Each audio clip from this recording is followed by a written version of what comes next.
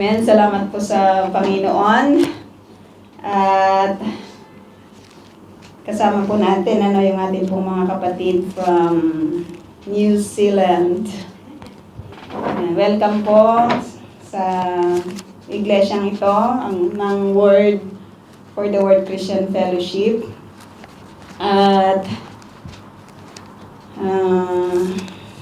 wala po tayong ibang tinataas dito, no? Maliban sa Panginoon na ipinapakilala po ng scripture.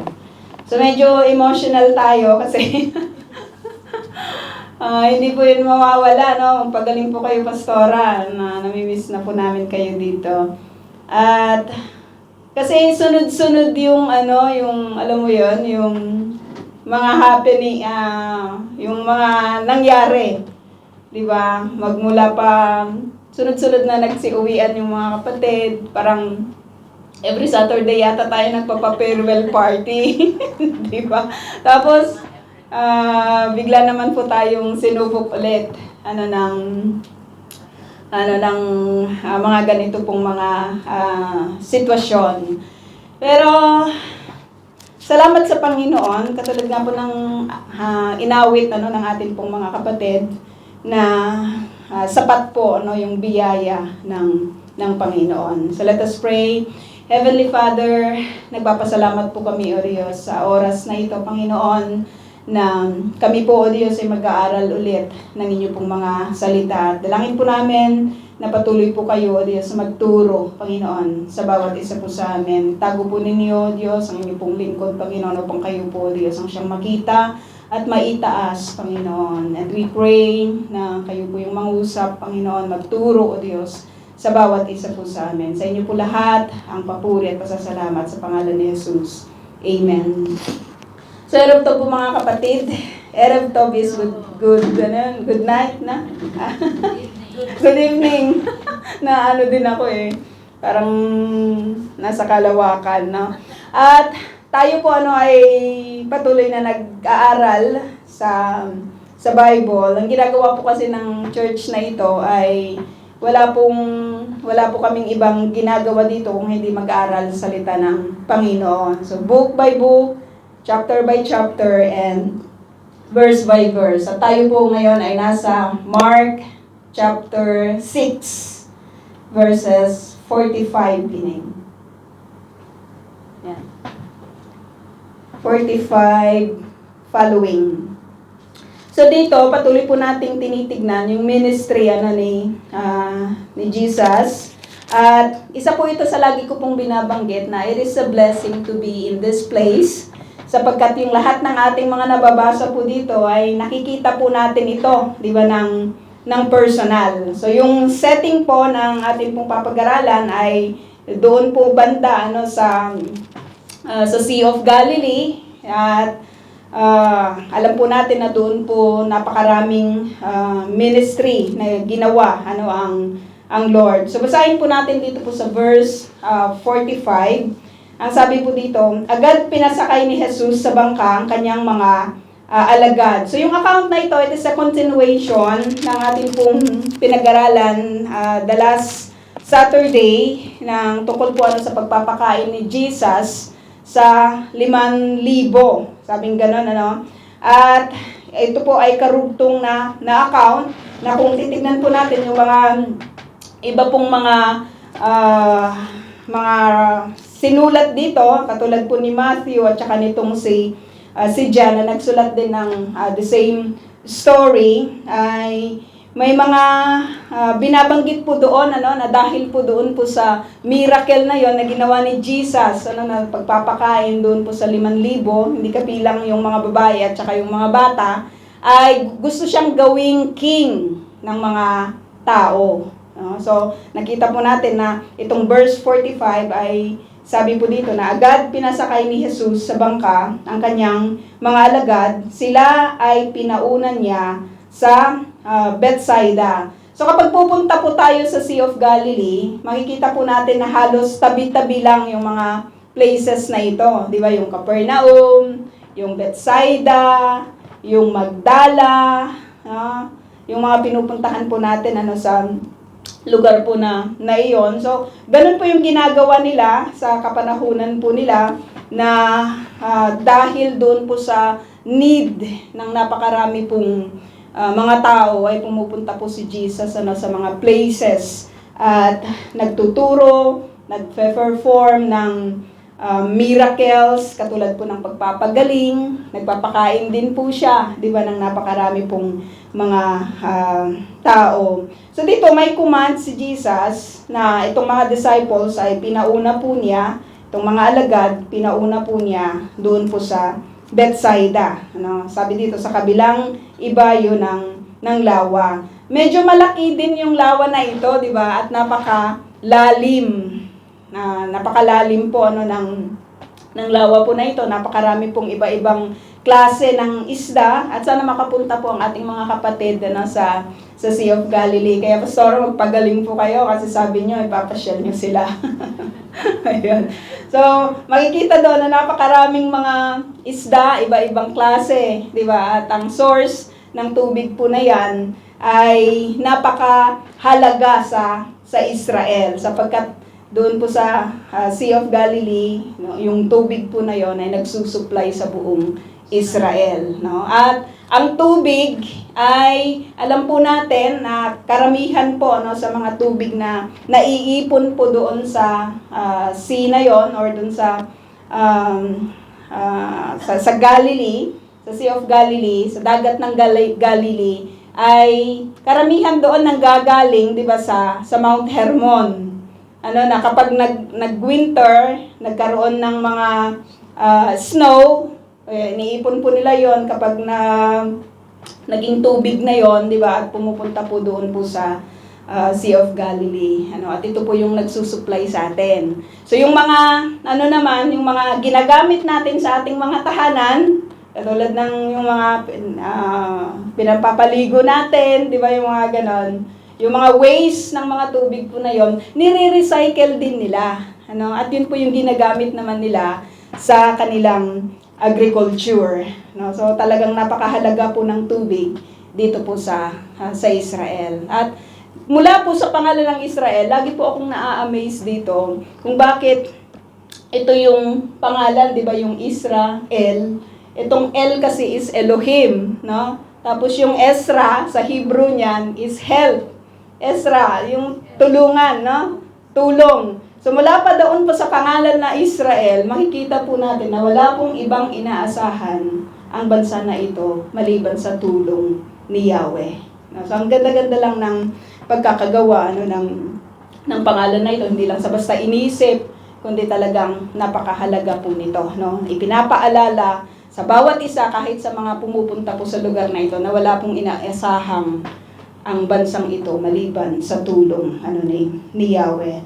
So, napakapalad po natin mga kapatid na sa mga oras po na ito ay papag-aralin po natin uli, di ba, yung kanyang mga salita. So, sabi dito, habang pinapauwi naman niya ang mga tao.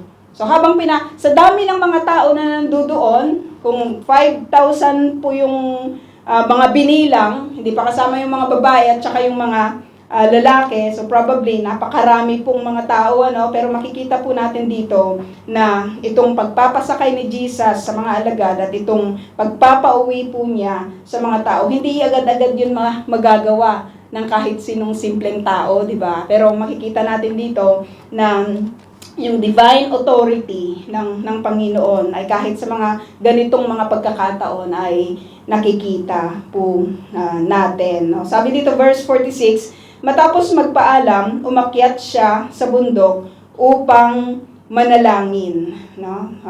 Matapos magpaalam, umakyat siya sa bundok upang manalangin. So, sinend niya yung kanyang mga disciples papunta ng Bethsaida at napuntahan na rin po natin yung lugar po na yon. Di ba?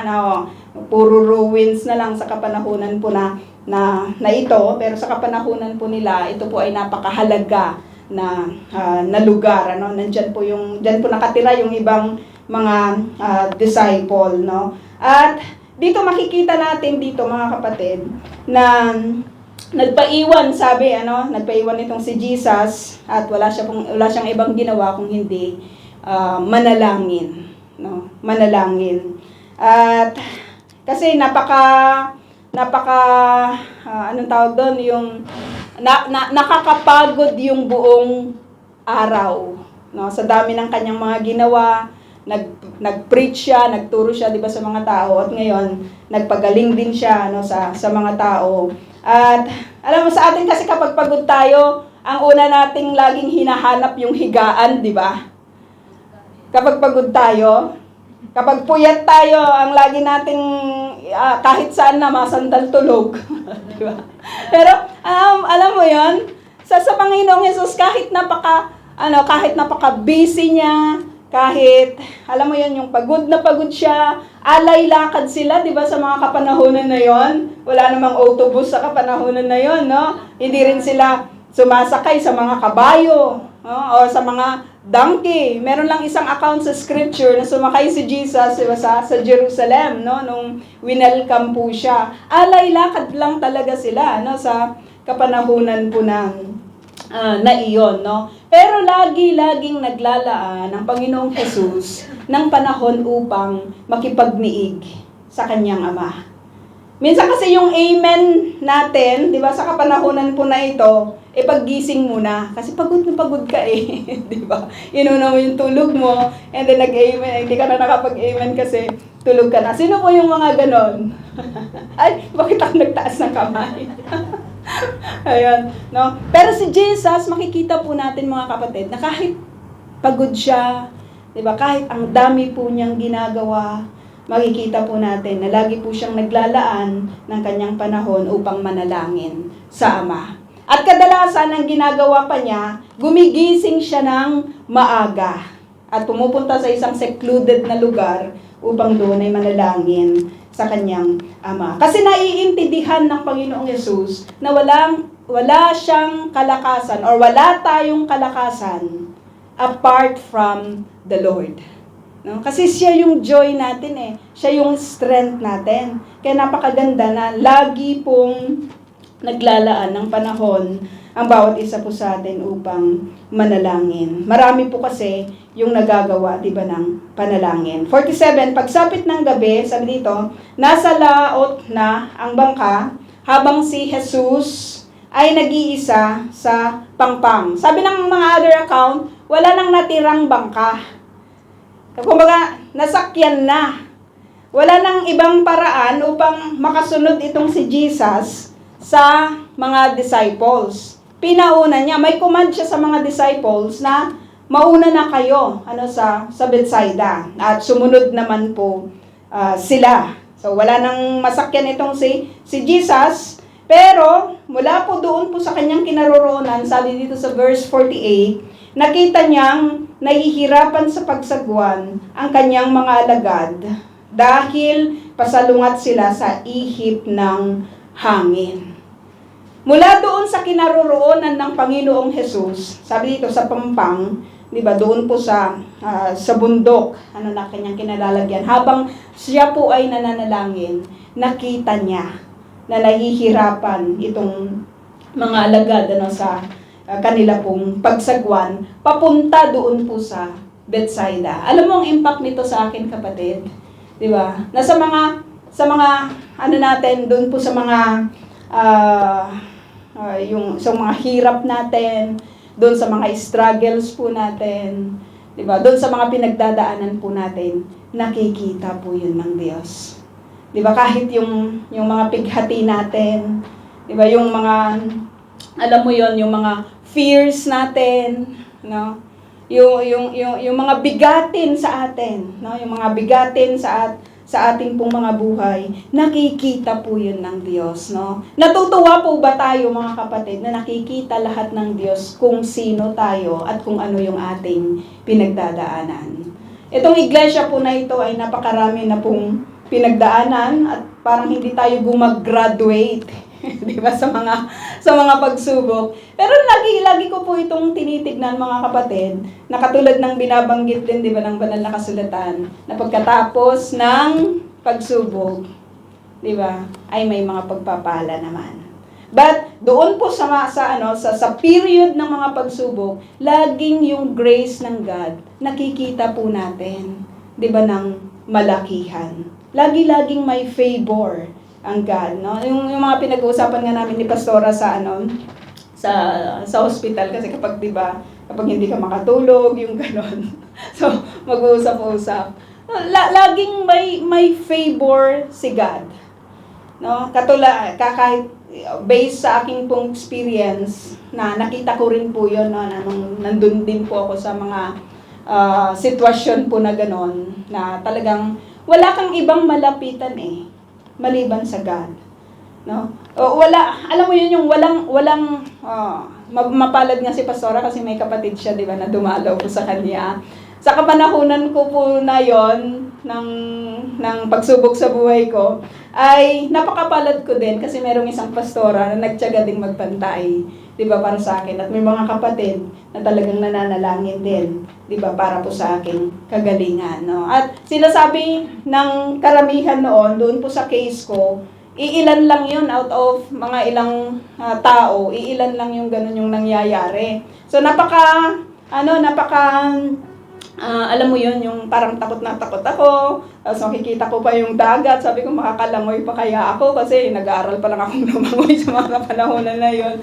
Pero laging ina-assure ng God, di ba, sa kanya pong mga salita, na alam mo yun, hindi kita pababayaan, magtiwala ka lang, no? At isa po yung buhay ko na ito na patutuo na ang Diyos ay nagpapagaling, no? Ang Diyos ay nagre-restore, di ba, ng buhay. Si Ate Cynthia din, di ba, kababalik lang din. Wala po doon sa kanilang pagsubok din na dinanas sa buhay na ito. So nakita ni Jesus na nahihirapan sa pagsagwan ang kanyang mga alagad, no? Dahil pasalungat sila sa ihip ng hangin. Nang madaling araw na, sabi dito, sumunod sa kanila si Jesus na naglalakad sa ibabaw ng tubig. Sumunod si Jesus sa kanila na naglalakad sa ibabaw ng tubig. Sabi, walang pwedeng makagawa doon, di ba? Nasubukan nyo na bang maglakad na sa ibabaw po ng tubig? Pero dito makikita po natin na si Jesus ay naglakad siya sa ibabaw po ng tubig. Sabi dito, nang malampasan na niya ang mga alagad, nakita ng mga ito na siya ay lumalakad sa ibabaw ng tubig. So doon pa lang makikita mo na, kung titignan natin isa-isa yung mga character, kasi every time na nagbabasa po ako at nag-aaral sa salita ng Panginoon, wala akong ibang tinitignan kung hindi yung character ng God. No? Kung sino siya at kung ano yung kaya niyang gawin. Laging ganun yung tinitignan ko sa scripture kaya hindi lang talaga hindi boring yung mag-aral salita ng Panginoon. Kasi ang tinitignan mo, yung Diyos na sinasamba mo. Ano yung kaya niyang gawin? He can rule the wind and the sea. Grabing power yun, mga kapatid, Kung kaya niyang i-rule, kung kaya niyang utusan yung mga yung mga waves, 'di ba? Yung mga wind, kung kaya niya yung mga bagay na 'yon, yun pa kayang problema natin, 'di ba? Sa buhay na ito ay hindi niya kayang gawin, 'di ba? Or hindi niya kayang solusyonan, ano? So dito makikita po natin yung divine ruling, 'di ba, ng Panginoon. Sabi ng other account, sinundan niya yung kanyang mga disciples. Sa lawak ng Sea of Galilee, alam niya kung saan siya pupunta. Alam niya kung saan yung direction, 'di ba, ng kanyang mga disciples, no? Nakikita niya sila doon po sa kanilang kahirapan sa pagsagwan in their obedience to God. So kahit nahihirapan ang tao sa kanyang obedience sa Panginoon, kasi the disciples obeyed Him dahil sinabi niya, punta kayo sa Bethsaida, pumunta naman sila. At kapag nag-obey ang mga disciples po na ito, kahit may mga difficulties along the way, alam po natin that the protection of God will always be there. No? Minute sila doon po sa kanila pong mga sitwasyon. No? So sabi dito, nakita siya ng mga ito na siya ay lumalakad sa ibabaw ng tubig. So ano makikita natin kapag may naglalakad sa ibabaw ng tubig? Sinapit. Sina Peter, di ba? Diyan na sila tumanda sa Sea of Galilee, mga fisherman yung mga tao na ito Di ba? Yung mga disciples, maliban kay Judas, na dyan lang siya sa krayot nakatira. Di ba? Si Judas Iscariot, sabing gano'n, no? Si Judas na taga-krayot. Dito lang siya, malapit sa baba lang natin. Puro mga na yon, puro mga fisherman na yon, na yung mga remaining na mga disciples. So, very familiar sila sa tubig, very familiar sila doon sa place, kasi yun na yung kanilang ikinabubuhay. Alam nila kung kailan may mga isda, alam nila kung kailan sila mangingisda. Yun na yung trabaho nila. Yun na yung ikinabubuhay nila. At naalala mo, Ate Tess, nung pumunta tayo doon, di ba? Nag-camping. May panahon talaga na ang lakas-lakas ng hangin. Yung hindi ka makapagtayo ng tent, di ba? Yung hirap tayo dati sa pagtayo ng tent. So sinasabi natin, kung mas malakas pa dito yung bagyo or yung hangin, di ba? Maintindihan natin kasi itong mga disciples, very familiar sila, sinasabi ko doon po sa place, pero doon po sa unos na yun, natakot sila. Di ba? Natakot sila. So that means to say na malakas talaga yung hangin na kanila pong naranasan. So tinanong ko po kanina mga kapatid, kung makakakita kayo ng isang taong naglalakad sa tubig, ano yung inyong iisipin? No? Sa mga disciples, ang sabi nila, multo. May multo, kasi kakaiba yun, kakaiba. Sa tanang buhay siguro nila, hindi pa sila nakakita ng taong naglalakad sa tubig. Pero makikita po natin dito ay yung divine power ng God. Kaya niyang utusan yung unos, tumigil ka, kaya niyang maglakad, di ba, sa ibabaw ng tubig. Meron ba kayong napapansin na parang hindi isinulat ni Marcos dito? Sa account na ito. Kasi doon kay Matthew at saka doon kay John, merong merong kwento. Inumit ni Marcos yung kay Peter, no? Naalala niyo na si Peter, sabi niya, kung ikaw yan, Lord, maglakad nga rin ako, di ba, sa tubig, na. So inumit ni Marcos yun kasi gusto niyang i-focus yung kanyang writings sa Panginoon, no? So sabi dito, akala nila isang multo, kaya sila ay nagsisigaw. Mga mga matatandang mga disciples na ito.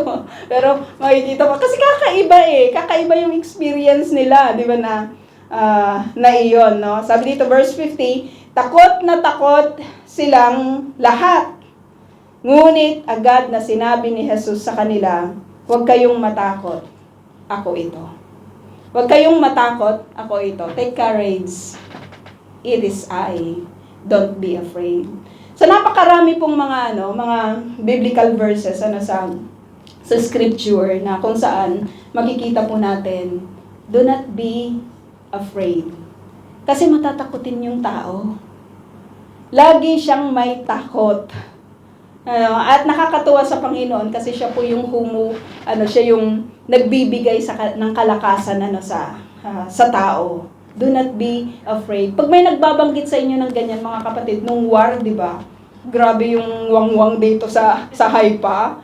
No, tapos ang aming shelter ay doon pa sa basement. Talagang 2 hagdan pa yung tatakbuhin. No, may pagkakataon pa na talagang nadulas ako. Di ba? Parang yung tutulog mo lang tapos bigla na lang nag-alarm ulit. No? Maraming takot, pero yung alam mo yung sasabihin ni Lola, beseder. Di ba? Kalma ka lang, huwag kang matakot. No? So parang naaalisan ka, di ba, ng alalahanin. Ano po yung inyong mga alalahanin sa mga oras na ito, mga kapatid? Sabi po ng Panginoon, do not be afraid. He is in control. Kahit yung sa tingin natin ay napaka-imposible, sabi ng Lord, kung imposible sa tao, posible sa Diyos. no, posible sa Panginoon. Sabi niya, huwag kayong matakot. Ano makikita natin karakter ng God dito? Siya yung nagpapayapa sa atin. Siya yung nagbibigay ng peace sa atin. 'Di ba? Siya yung nag-a-assure sa atin that He is in control. No? Huwag kayong matakot, sabi niya. Ako ito. Kilala niyo ako, 'di ba? Ako ito. Sina Peter, alam nila ito, nagpapakain ito ng ilang libo, 'di ba? Pumapayapa ito ng unos. Nakikita natin yung kanyang ministry, nagpapagaling siya sa lahat ng mga may karamdaman, 'di ba? Napakarami po niyang ginagawa. Ako ito, marami akong kayang gawin. Marami akong kayang gawin. Huwag kayong matakot. Ako ito. Lakasan ninyo ang inyong loob. Grabe, 'di ba? Lakasan. Sabi ko, Lord, grabe ka lang talaga kasi this is the message that we need right now. 'Di ba? Ito yung message na kailangan namin. Huwag kayong matakot. Huwag kayong matakot kahit yung kay pastora nga pag nagte-turn over yung mga yung mga nurses, sasabihin nila, delicate ganito, tapos parang ayaw na nilang sabihin, sabi nila, ang dami nilang sinasabi, di ba na, hindi na nila inisa-isa kasi parang isang bond paper yata yun, yung iti-turn over sa sabi lang ng mga nurses, kumbaga parang, et cetera, di ba, ganyan. Pero, huwag kayong matakot. Ako dati, nagugulat ako, yung pagpunta ko sa hospital, isa lang yung naging problema ko. Tapos habang nandun ako, padami naman siya ng padami. Sabi ko, paano to? Tapos, lagi, kung ilang beses yata akong pinasok sa operating room, napakaraming beses, mga kapatid. Sa mga kapanahunan na yon, wala ka lang talagang ibang lalapitan kung hindi ang Diyos. Huwag kayong matakot. Alam mo, kahit ako'y, dami-dami ng mga tubo sa katawan, di ba? Nandun na nagigitara ako, di ba? Nandun na nagbabasa ako. Pero yung provision ng God, alam nyo, I don't know if you already heard this. Merong araw noon na talagang lungkot na lungkot ako. Kumbaga parang, sabi ko, parang hindi na yata ako gagaling. Kasi parang napaka-imposible. Diba? Nakat yung ganito, nabutas yung ganito, tinusok nila yung ganyan. Tapos, yung mga doktor umiiling-iling na kapag nagte-turn over sila. Sabi ko, parang nakakalungkot talaga yun. Kaya si Pastora, ang ginagawa niya, pumipikit siya, parang nagpapanggap siyang tulog. Diba? Para sabi niya, parang naririnig ko yung sinasabi nila. Siya lang naman nakakaintindi. Ako, konti-konti lang yung naiintindihan ko. Diba? Kailangan kong paulit-ulit pa. Diba? Nakakatakot yung mga tini-turn over nila minsan. Diba? Kasi naiintindihan mo yung may mga English din, diba, na terminologies. Pero, alam niyo yun, mga kapatid, may time noon na sarado yung, parang ganun din yung pwesto ko. Pero kurtina pa dati yon, no? Walang sarahan. Merong nagbukas ng pintuan. Merong nagbukas ng kurtina. Isang engineer na German. Babae siya. Sabi niya ganon, you know, the Lord directed to me. Now, sabi niya, to you, to give you this encouragement. Napaka-imposible nun sa dami ng mga pasyente sa hospital na yon. Tapos sabi niya ganon, pinadala ako ng Diyos upang magbigay sa iyo ng encouragement. Binigyan niya ako ng candle. Sabi niya na ang Lord ang siyang magiging ilaw ng buhay mo. Sabi niya, makakaalis ka rin sa lugar na ito.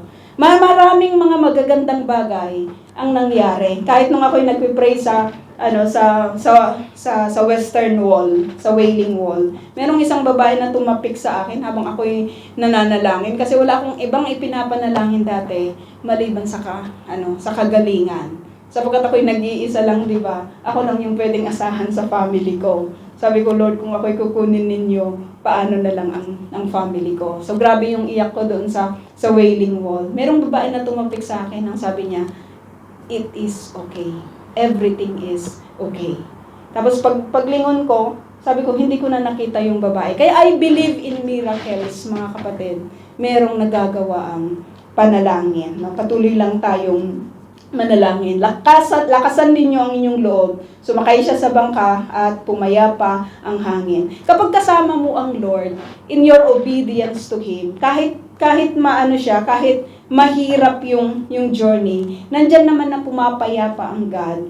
'Di ba? Nandiyan naman na tumutulong ang Lord. So mafi-feel mo ngayon yung security at saka yung safety sa Panginoon. Uulitin natin, in your obedience.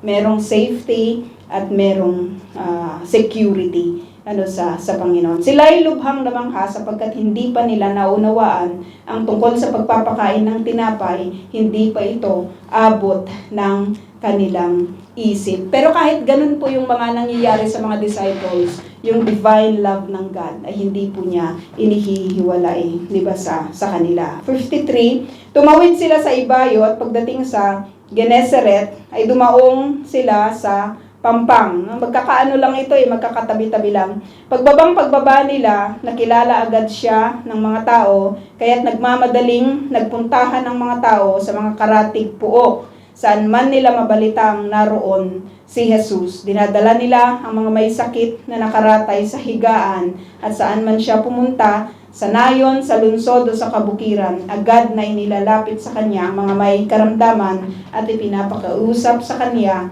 na mahawakan man lamang nilang laylayan ng kanyang damit at ang lahat ng makahawak dito ay gumagaling.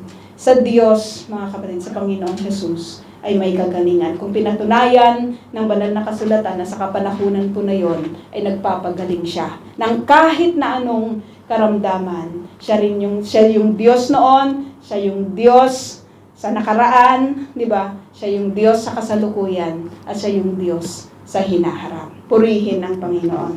Manalangin po tayo. Hallelujah, Lord. Salamat, O Diyos, sa inyo pong mga salita, Panginoon, namin pong napakinggan, O Diyos, sa oras na ito. Alam po namin na marami po kayong kayang gawin.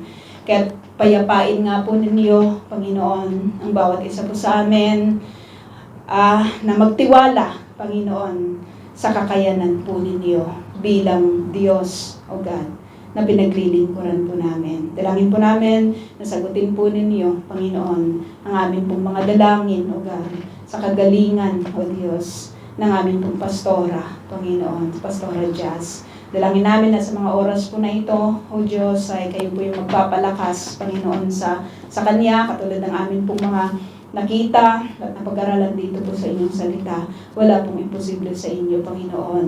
Kayo po yung may-ari sa lahat ng bagay. Kayo yung nag-create, Panginoon, sa buhay po namin. Maging ang nature, O God, ay nag-obey, Panginoon, sa inyo. Maging sa lahat, Lord, ng provision, Panginoon, ay nanggagaling, O God, sa inyo. Dalangin po namin ang kumpletong kagalingan, O God, ng aming pong pastora, O Diyos, na si Pastora Jazz. Kayo po yung mag-ingat, Panginoon. Gamitin po ninyo ang mga kamay ng mga doctors, O Diyos, upang matanggap po niya ang kagalingan, O Diyos, na nanggagaling, Panginoon, sa inyo. Bigyan niyo po siya palagi ng kagalakan, Panginoon, sa kanyang puso, Panginoon.